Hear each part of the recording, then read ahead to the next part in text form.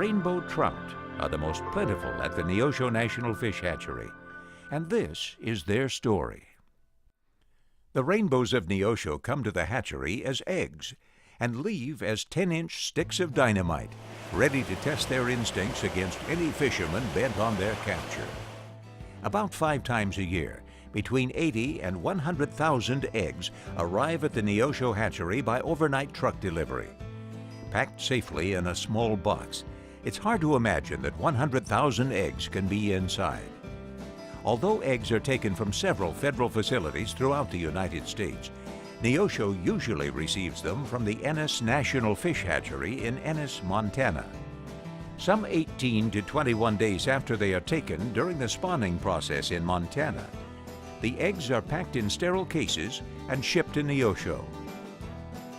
Before being brought inside the hatchery building, the shipping crates and eggs are thoroughly disinfected.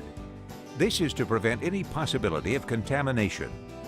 Water, fish, or equipment contaminated by disease can kill thousands of fish and force the hatchery to close down for a long period of time. Once inside the hatchery building, the eggs are put into special trays and placed in an incubator. There they are checked daily as everyone waits for the miracle of life. In a week to 10 days, the eggs begin to hatch, and small sac fry, less than an inch long, swim free from the egg. The hatchlings are called sac fry because they have a sac attached to their bodies. This sac is really a bagged lunch which nature attaches to the fry. It is what they will feed on for several days. After hatching is complete in the incubators, the eggs are moved to a large tank in the hatchery building. The eggs and the sac fry immediately drift to the bottom and hide in special matting. There they stay until the fry have used up the food in their sacs. This takes about 14 days, and at that time the young fry start to swim to the top of the tank looking for food. At that point, hatchery workers take over the feeding chores, and for about 3 months the rainbows stay in the tanks. Food for the young fry in the tanks is a specially formulated diet of fish meal, vitamins, and minerals. And as a matter of fact, the very first Neosho fish hatchery manager was instrumental in developing what is now the standard trout diet. By the end of 3 months, the trout have grown to about 3 inches, growing approximately an inch a month. Their increased size crowds the indoor tanks, so they are moved outside to the large raceways. This frees up the tanks for the next batch of sac fry.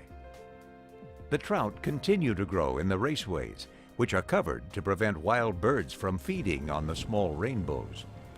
Eventually, some are transferred to the huge outdoor warm water ponds to finish their stay in Neosho.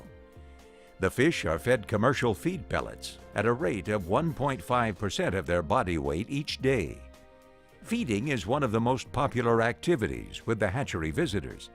A pail of fresh fish food is always on hand, and everyone is welcome to take a cupful to help satisfy the always hungry rainbows. With good care and proper feeding, the trout finally measure up to their 10-inch potential. It has been 10 months since they arrived as eggs, and now it is time for them to be loaded into trucks for stocking the streams and the lakes. Most of the rainbows are released in Lake Taneycomo, a large man-made lake in Taney County, Missouri. Before this lake was built, the river in this area supported smallmouth bass. After the river was dammed to create the lake, cold water taken from the lake bottom and discharged through turbines to generate electricity was no longer suitable for bass. But the cold water was perfect for rainbow trout. The rainbows then introduced into the lake have been very successful. These rainbow trout also generate millions of dollars for the state of Missouri's economy. It's a big job to take a tiny egg and nurture it until it turns into a beauty like this full-grown rainbow trout. But that is just part of the everyday workload at the Neosho National Fish Hatchery. Its success is measured when the fish are released, and that is a day the fishermen look forward to. Once the rainbows hit wild water, they are on their own. They must learn to find food, fend off their enemies, and evade the fisherman's hook if possible. They are now part of nature's wonderful cycle of life. Watching the rainbows being released is a small reward for the work well done.